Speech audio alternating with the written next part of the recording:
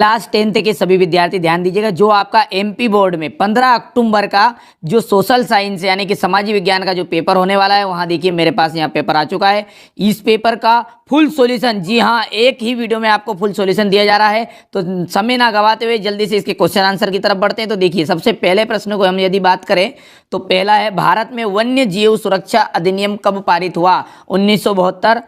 Tick mark भी कर रखें ताकि आपका समय बर्बाद ज़्यादा ना हो। 1804 में नागरिक संहिता को किस नाम से जाना जाता है? तो नेपोलियन संहिता के नाम से जाना जाता है। राष्ट्रीय को चित्रों के माध्यम से दर्शाने वाले निम्नलिखित में से कौन है? तो वो थे फ्रेडरिक सारियू। देखिए इन्होंने चित्र बनाई थी, ठीक है, तो वो उनमें पूरी राष्ट्रमाता को दर्शाया गया था।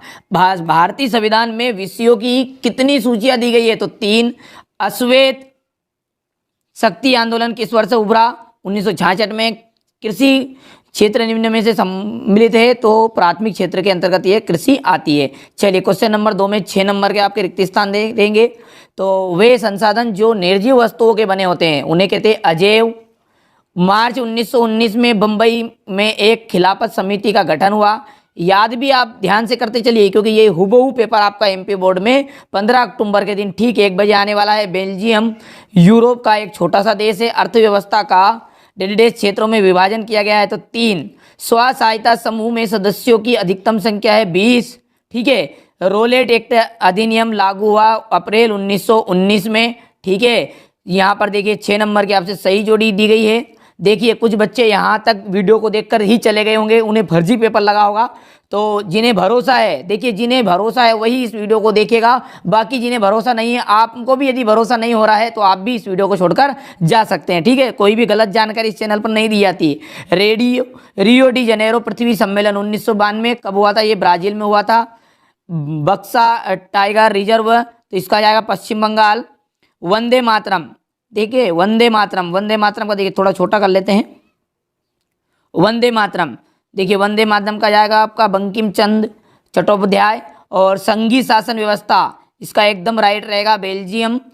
महिला साक्षरता दर 54% है। और रिजर्व बैंक ऑफ इंडिया, तो ये देखिए बैंकों का बैंक है। वैसे नंबर भी यहाँ पर डले हुए जिसमें आपको देखते से ही स्क्रीनशॉट आपने ले लिया होगा, नहीं लिया तो ले लीजिए।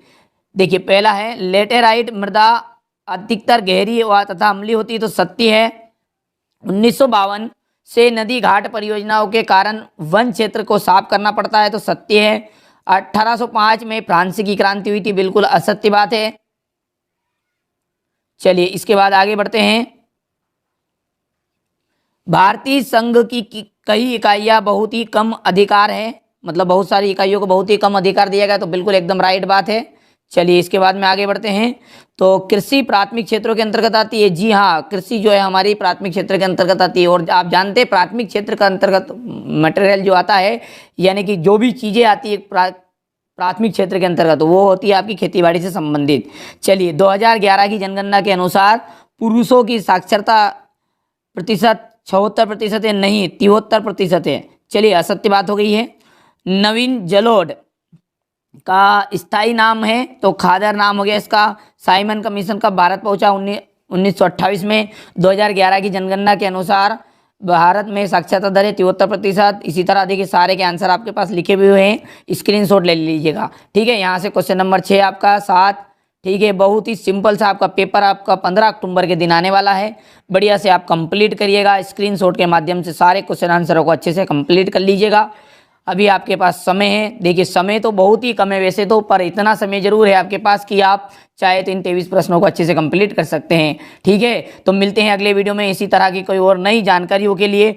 चैनल अभी तक सब्सक्राइब नहीं किया तो सब्सक्राइब जरूर करिएगा, साथ ही साथ दोस्तों के साथ शेयर जरूर करिएगा।